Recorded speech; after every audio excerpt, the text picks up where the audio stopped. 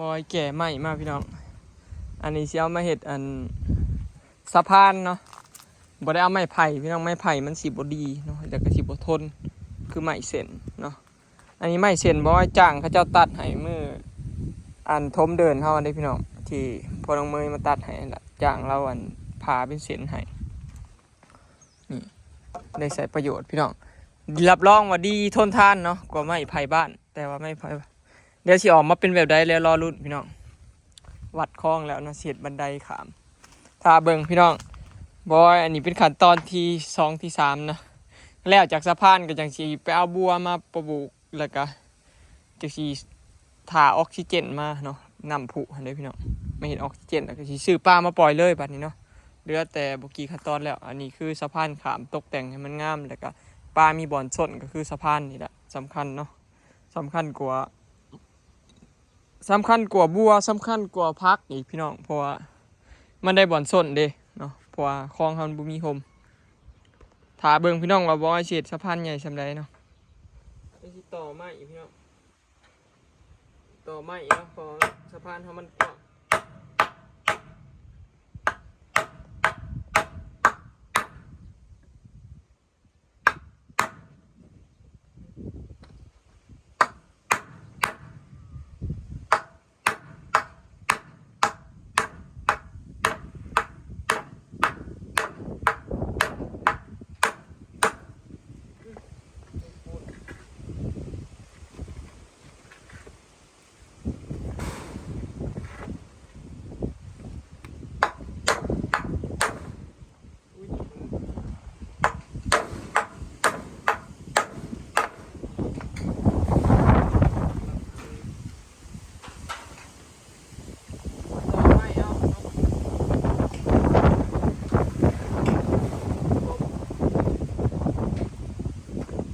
ล่มแห้งพี่น้อง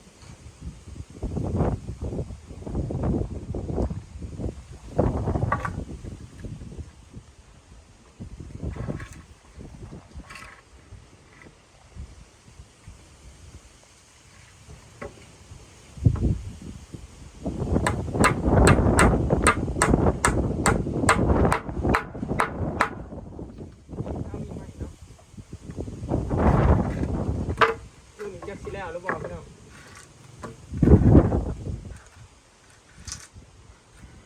เอง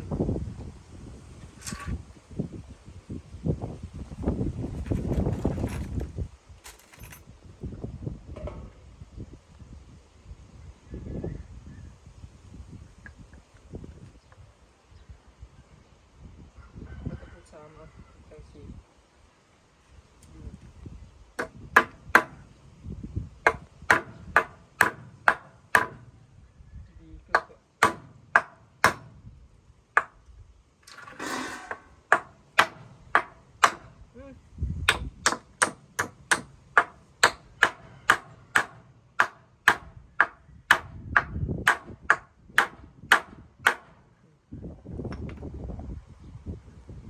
ตะปู4ยึดแล้วต่อตะปู3ยึดเ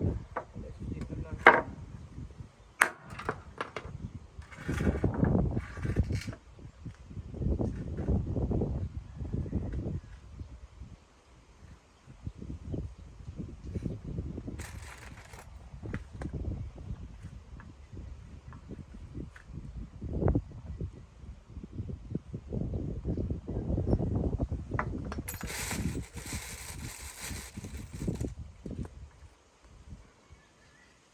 คลองกว้าง3 เมตรปลายพี่น้อง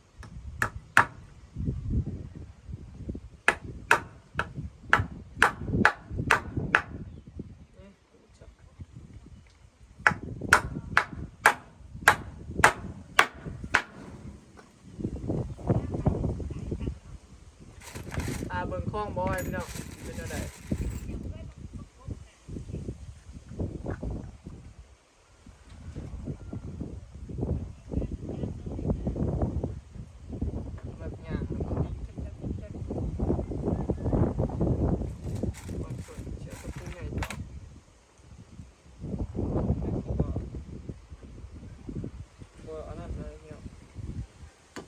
เคลื่อน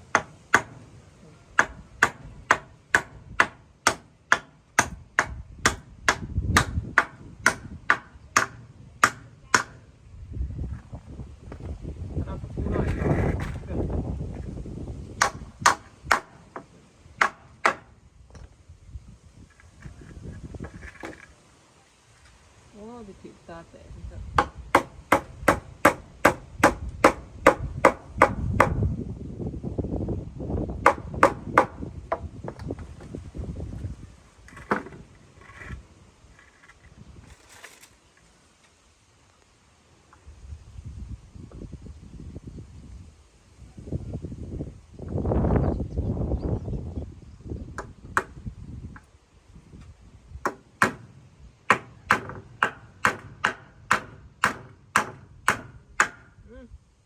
มาแล้ว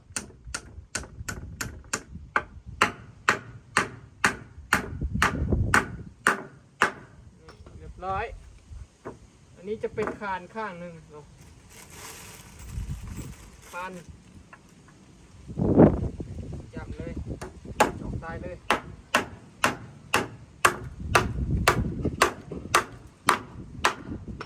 นี่จะเป็นคานนั่นบันไดขาดเนาะ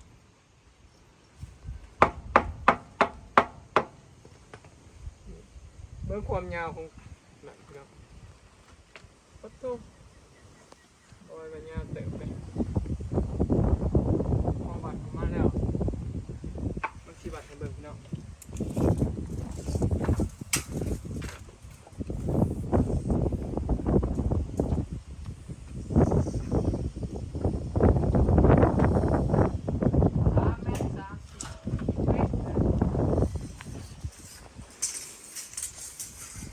30พี่น้องครบกว่า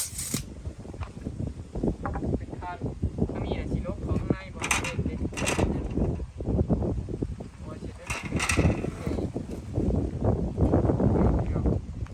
อีกข้างหนึ่งเนาะข้างหนึ่งใส่ทิ้งว่าในนี่แล้วก็พอแป้นใส่แป้นไปเลยอันสะพานเนาะคานสะพานที่บอยเสียดขามมาแป้นฝั่งนั้นเนาะเสียดสะพานหนึ่งพี่น้องขันกลางเหมือนเนาะไปสิหามไปเลยบอยมาตอก2 มือมันขึ้นนี่ก็มาตอกคนเดียวเทียมมันฆ่าก็ไผ่ไว้เจ้าคนงานขาดไปพูดแบบเอาไปขาดมันลอยไป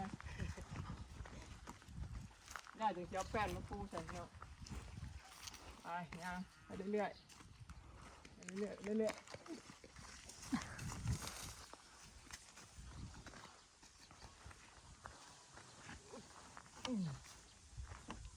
มันอีกอันนี้หัวเชื่อตามยังไม่อีกดูไปได้พอดีไปทำค่าหยาบ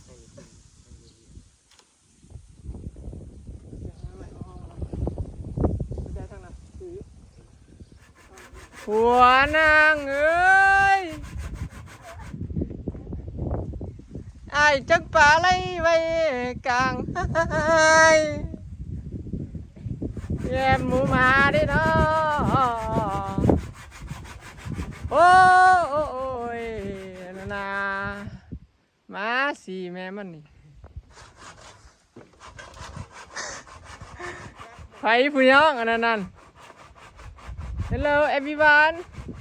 สวัสดีเจ้า เข้ามาทำอะไรจ๊ะไม่เท่าคำบอน หาหมกปลูกพักคนที่สมัครนี่ เอาเจ้าเอาหินมาถมเฮ้ย นี่สมัครพิงแท้ FC ว่าบอยว่าสิเอาหญ้ามาปลูกแม่เจ้าอย่ามาเสียหญ้าในหน้าคลองใส่ไก่เฮาเด้อ FC ย่านเจ้ามาเลิกเบิดเขาอ่ะปลูกคุณยายสิมาเลิกจ้อยแล้วสิว่ามันปลูกหญ้าเฮ็ดหยังสิวะแม่เขามาเบิ่งสวนพี่น้อง มันมองเขาดุดมากเลยมองเขาถูกมากคือว่าปลูกแค่นี้ เขาเอามาเล่นเนาะถ้าเอามาลาค่ะเขามาสวนเพิ่นแต่ละมื้อก็แบบนี้แหล้วพี่น้องมาเขาสวนนำกันปัน2ผัวเมียคอยก็อยู่สวนนี้ไม่เท่าเขาก็อยู่สวนนั่นสะพานบ่อยก็สิเฮ็ดข้ามบ่อนี้พี่น้องนี่เป็นสะพานใหม่เนาะบ่ได้มีฝีมือเรื่องการเฮ็ดสร้างดอกพี่น้องเครื่องไม้เครื่องมือก็บ่มีแนวเซาะบ่มีแนวกบเนาะบ่ได้เซาะบ่ได้กบเลยมีแต่ใช้มือตัดเอาแล้วก็มาวัดเนาะมันก็เลยบ่อยากตรงบ่อยากงามปานใดพี่น้องเนาะกะยามันเฮ็ดแบบมันธรรมชาติไม้ซื่อไม้ขดกะยามันนี่ ย่างได้พี่น้องได้สิย่างให้เบิ่งต๊บจ้อมจ้อมนี่แหละสะพานบอนทางขามเนาะกลางคลองไส้ไก่มีใหญ่อำมาลาพี่น้องคือแหละเด้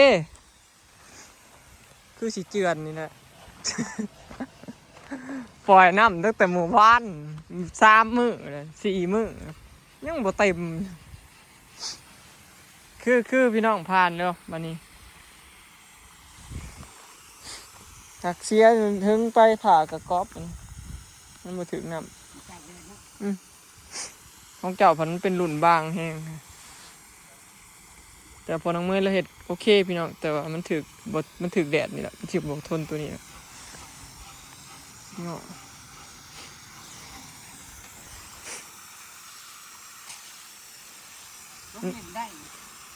ลงไปขึ้นบ่ได้ตายที่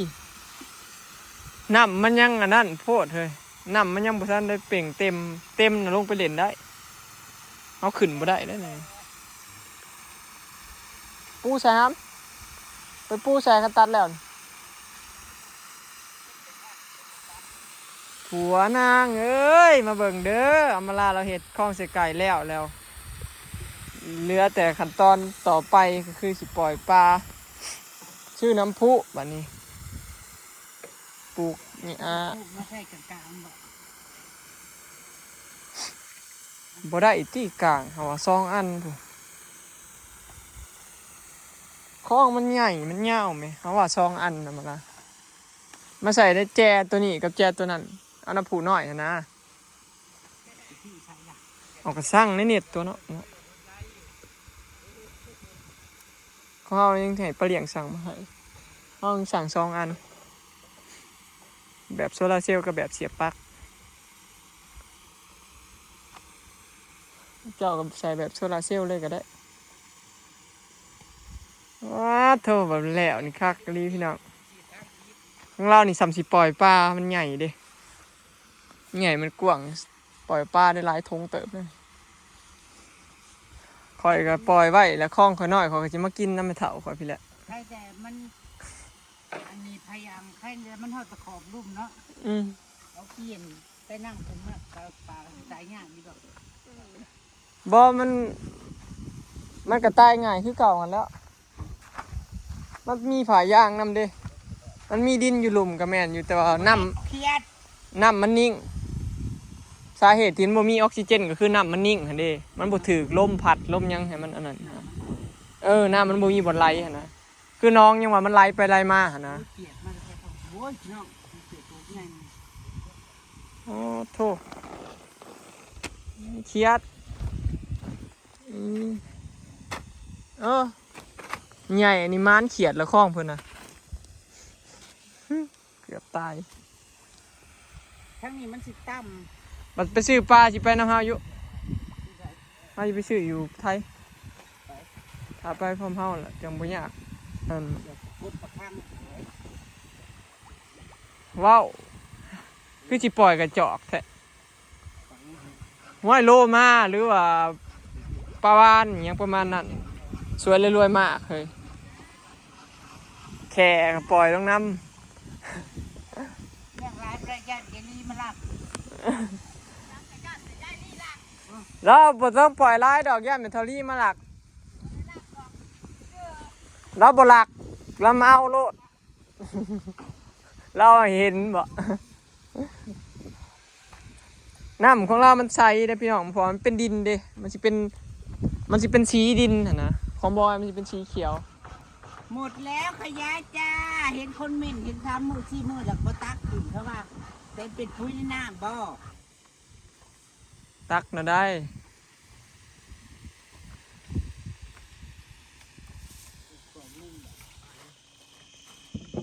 เลือกกันแต่มันอันนั้น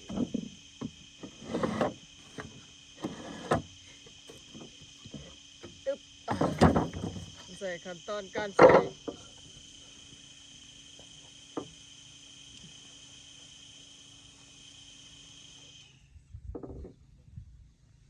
ส่แป้นยางบัดว่าแล้ว ตัดเรียบร้อยพี่น้อง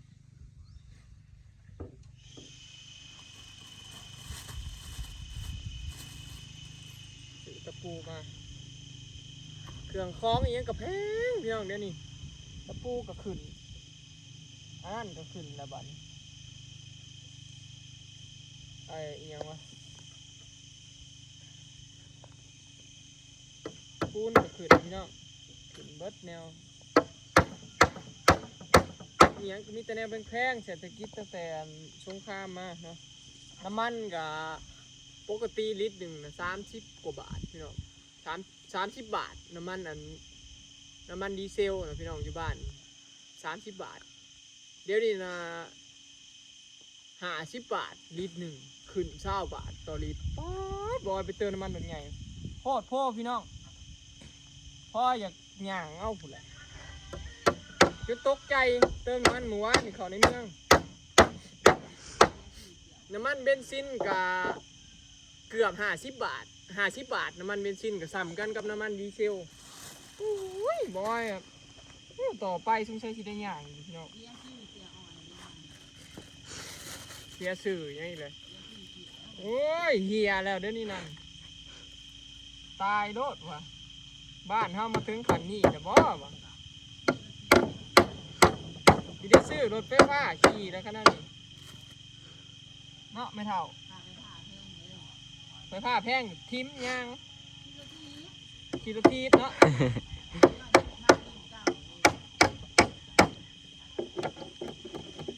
จากต่อไปก็ชิ้นนี้นั่นเลยพี่น้องเนาะ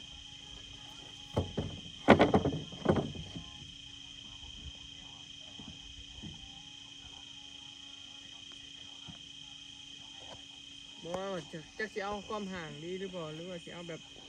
ห่างน้อยนึงบอกพี่น้องเอาพอดีเลยพอดีนี่งามเนาะแต่เปลืองไหมเขาไหมเอาแบบเป็นหูน้อยนึง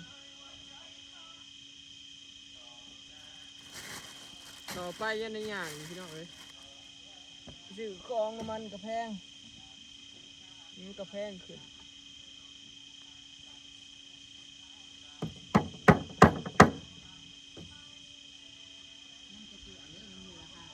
เพื่ออะไรนะสิขึ้นบัน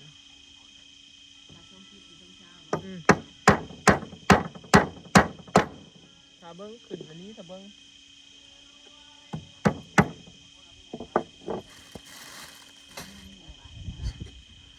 หาเงินเด้จะสิตายว่าสิได้แต่ละบาท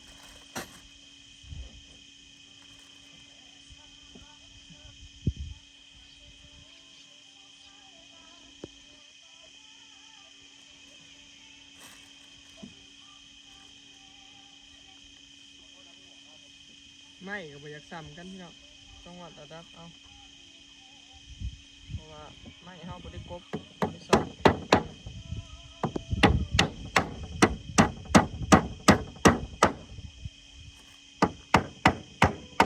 นี่ตายแหละมาเสียดแนวใดดีไหมเช้าว้ายบ่มีเงินซื้อน้ำมันกิโลทีบเนาะเดี๋ยวนี้ได้สะ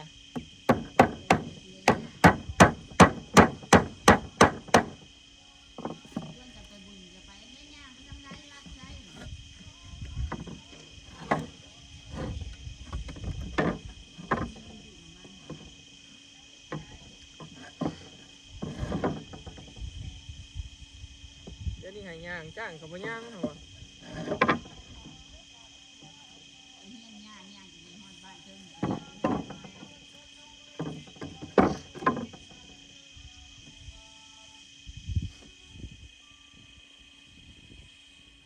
ใครพี่น้องมาหลักพอสิใครขอเบิ่งเด้อนี่เสือขาวนี่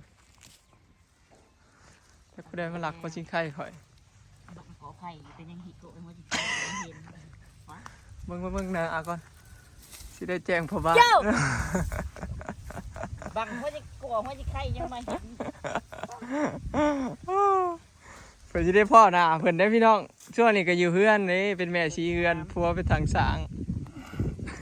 คนงามถ้าเป็นผัวอยู่เฮือนก็บ่อยู่เฮือนดอกเลาะว้าว ว่าคือก่อนเคยไปไส้ก็บ่ได้ไปไส้เด้อแต่ละมื้อเราเล่นน่ะ แม่นบ่ ก็ยัง เออเดี๋ยวนี้ขาวขึ้นเด้อพี่น้องตั้งแต่นอนเฝ้าเฮือนผัวไปทางสางทิศกลัวแล้ว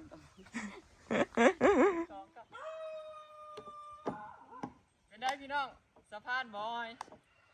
หากระใส่แป้นได้ครึ่งหนึงเนาะยังอีกครึ่งหนึงเดี๋ยวสิเมื่อเอาแป้นอยู่บ้านพุ่นน่ะเพราะว่าไม้แป้นอยู่บ้านเหลือเนาะจากแป้นที่เฮาซื้อมาเป็นเศษที่เฮาเฮ็ดอันต่อเสาเฮือนเด้อพี่น้องเนาะสิเอามาใส่อีกเนาะแป้นเฮาได้แต่2 4 6 8แผ่นได้ฮอดครึ่งอีกประมาณ9แผ่น10แผ่นเป็นคือพอเนาะได้รูปไหมนะ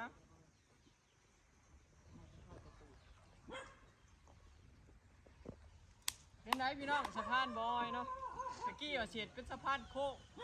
สะพานโค้งมันเป็นไม้มันเห็ดบ่เป็นเห็ดยากพี่น้องเอาบ่มีเครื่องมือก็เลยเอาเป็นสะพานสื่อเนาะแล้วก็มือแรงจริงๆมาปูใหม่ให้มันแล้วนะให้มันแล้วมือนี้เนาะคลิปนี้ก็สิขอเก็บภาพบรรยากาศสำนีเด้อนะพี่น้องฝากเบิ่งคลิปฝากเป็นกำลังใจให้เด้อนะพี่น้องเดี๋ยวรอติดตามตอนต่อไปเนาะอันนี้ฮะก็แล้วเครื่องนึงเนาะไปแล้วสบายดี